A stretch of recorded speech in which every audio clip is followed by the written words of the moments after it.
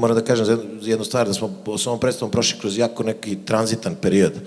Prvo nas je pustio Lane, kasnije Marko, zatim je Brstina došao u Budva teatar da nas spase, bukvalno da uleti čovjek za 2 dana. I hvala svim ljudima koji su ovde sad. Božo sa nama, Ivan Tomić, moj kolega dugo znan, Božo moj Klasić. I jedva čekam tu beogradsku premijeru, zato što smo dosta dugo radili, imam osjećaj nekad kao da smo radili 3 predstave, ne jednu. Složit će se kolege sa mnom. I stalno smo kretali nešto iz početka, a zapravo ostala energija i neka ideja i ljubav među nama ista i iznova nova. Hteo sam kažem što se tiče Osman Paše i Knjaza Nikole, Miloš i ja smo dogovorili taj neki odnos na samom početku i kasnije nije bilo potrebe neke velike da ga igramo.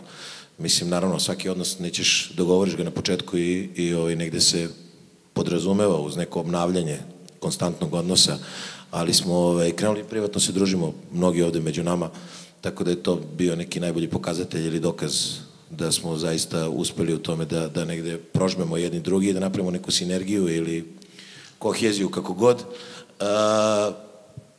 Ne znam, večera smo eto igrali i kao što rekao Dušan, posvetili smo to Marku Živiću, negde mi prećutno, verovatno da, ali eto, to je on izgovorio.